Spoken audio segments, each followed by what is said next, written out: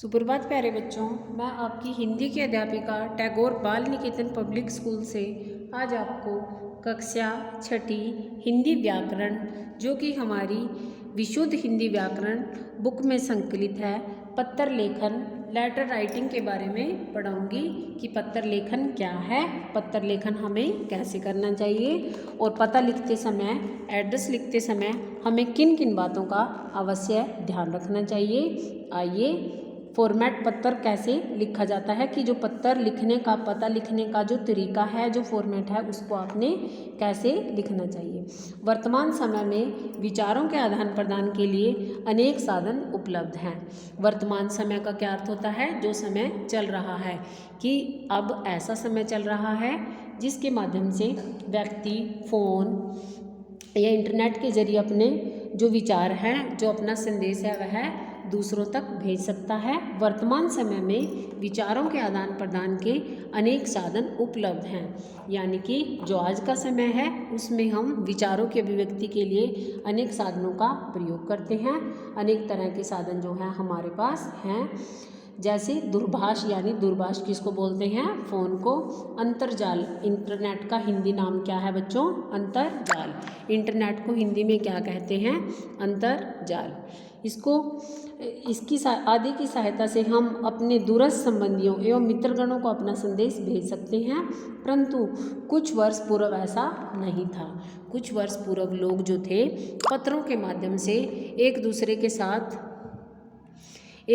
के साथ संबंधियों के साथ, एक दूसरे के साथ, मित्रों के साथ, एक पत्र ही ऐसी कला थी, पत्र ही एक ऐसा माध्यम था जिसके द्वारा वो आपस में जुड़े हुए थे। तब मानव के लिए अपने संबंधियों एवं मित्रगणों को संदेश भेजने का सर्वोत्तम साधन पत्र था। अर्थात लोग एक दूसरे की कुशलता पूछने के लिए, एक दूसरे का हालचाल पूछने के लिए पत्रों का सहारा लेते थे और एक दूसरों को पत्र लिखते थे। आज भी इस कला का हमारे जीवन में महत्वपूर्ण स्थान है। आज भी जो ये कला है, पत्र लेखन एक कला है, इसका आज भी हमारे जीवन में एक महत्वपूर्ण स्थान है। पत्र लिखते समय हमें किन किन बातों का ध्यान रखना चाहिए, एक बात मैं आपको पहले ही बताती हूँ। जो आपकी राइटिंग होती है, जो आपका सुलेख है, जैसे आप लिखते हो, तो पहले तो आपकी लिखाई बहुत सुंदर होनी चाहिए। जो आपके अक्षरों की बनावट है वह बहुत सुंदर हो, क्योंकि पत्र, लिखा हुआ पत्र अगर साफ या सुंदर लिखाई में लिखा होता है तो वह और भी आकर्षक और भी मनमोहक लगता है। पत्र लिखते समय हमें निम्नलिखित बातों का विशेष ध्यान रखना चाहिए। पत्र की भाषा सरल एवं स्पष्ट होनी चाहिए, कि जो पत्र है उसकी भाषा सरल मतलब कि सिंपल, और स्पष्ट मतलब बिल्कुल, कि आप क्या कहना चाहते हो, आपके भावों की अभिव्यक्ति पूर्ण होनी चाहिए। विराम चिन्हों का उचित प्रयोग हो। विराम चिन्ह क्या होते हैं? जो आपकी वाणी में ठहराव लाते हैं। विराम चिन्हों का उचित प्रयोग हो, कि आपने अपने वर्ण को, जब भी आपका कोई सेंटेंस पूरा होता है तो आपको पूर्ण रूप से उसको विराम देना होता है, ताकि जब पत्र पढ़ने वाला उसको पढ़े तो जो आप भावों की अभिव्यक्ति करना चाहते हो वह उसको पूर्ण रूप से समझ आ जाए।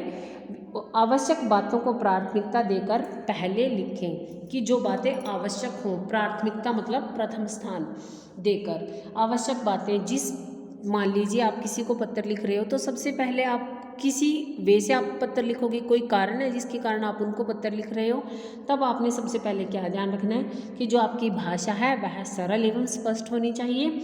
विराम चिन्ह आपको पता है, आपको कराए हुए हैं। पूर्ण विराम, अल्प विराम, अर्धविराम जो होते हैं, कहाँ पे किसका प्रयोग आना है उसके बारे में आपको जानकारी होनी चाहिए। दूसरा, आवश्यक बातें, मतलब जो आपकी बहुत ज़रूरी बात है उसको आपने पहले लिखना चाहिए। विषय की पुनरावृत्ति कभी न करें, ठीक है। विषय की पुनरावृत्ति का मतलब होता है एक ही वर्ण बार बार आ रहा है, आप ठीक हो, फिर अगली लाइन में आप पूछ रहे हो आप ठीक हो, नहीं, ऐसा नहीं होना चाहिए, ठीक है। पत्र दो प्रकार के होते हैं, पत्र औपचारिक पत्र, अनौपचारिक पत्र।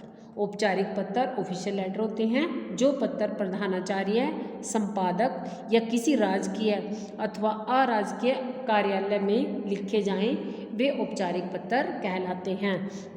बेटा, औपचारिक पत्र कौन से होते हैं? जिन पत्रों को आप अपने प्रधानाचार्य, संपादक कौन होते हैं? समाचार लिखने वाले, या किसी राजकीय उसमें दे रहे हैं, तब आपको कौन सा पत्र होता है, वह पत्र का कौन सा रूप है, औपचारिक पत्र। अनौपचारिक, अनौपचारिक जो औपचारिक नहीं है, जो पत्र हम अपने सगे संबंधियों एवं मित्रगणों को लिखते हैं, वे अनौपचारिक पत्र कहलाते हैं। आइए कुछ महत्वपूर्ण पत्रों का अध्ययन करें। अब आपको बता रहा जा रहा है कि पैटर्न आपने लिखना कैसे है। सीबीएसई में पत्र लिखने का जो ढंग होता है, वह सारा आपका जो एड्रेस है वह लेफ्ट हैंड साइड आता है। पहले ऐसा नहीं होता था। सीबीएसई में सब कुछ आपने ऐसे ही लिखना है, जैसे सेवा में श्रीमान प्रधानाचार्य महोदय टैगोर बाल निकेतन पब्लिक स्कूल चरित्र प्रमाण पत्र प्रदान करने हेतु प्रधानाचार्य को पत्र लिखिए। करैक्टर सर्टिफिकेट के लिए आपने प्रिंसिपल मैम को पत्र लिखना है। तो आप सेवा में श्रीमान, श्रीमान तो हम यहाँ पे क्या लिखेंगे, श्रीमती प्रधानाचार्य महोदया जी टैगोर बाल निकेतन पब्लिक स्कूल ऊंचा चंदना, दिनांक 24 अप्रैल 2021। विषय क्या है, चरित्र प्रमाण पत्र प्रदान करने हेतु प्रार्थना पत्र। महोदय, अगर महोदय कब लिखते हैं, जब आपके स्कूल के प्रिंसिपल सर होते हैं, और जब मैडम होती है तब आपने महोदया, तो आपने महोदय पे आगा डंडा लगा देना है।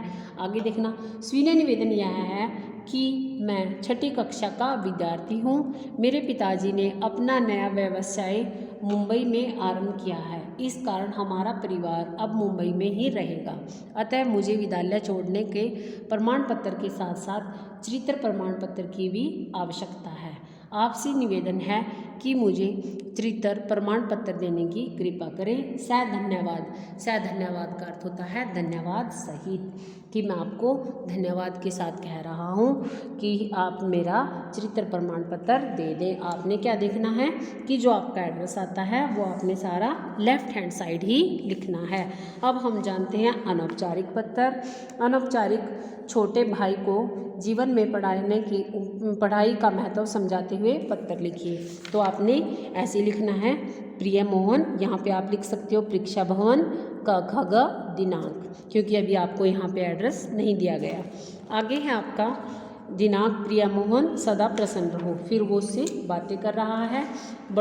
छोटों को पत्र लिखते हुए, जब आप छोटों को पत्र लिखते हैं तो उसमें आपका स्नेह भाव, और जब आप बड़ों को पत्र लिखते हैं तो उसमें आपका आदर भाव, और जब आप किसी प्रिंसिपल, किसी संपादक या किसी राजकीय उसको पत्र लिखते हैं तब आपका रिक्वेस्ट होती है, जो प्रार्थना का भाव उस पत्र में झलकना चाहिए।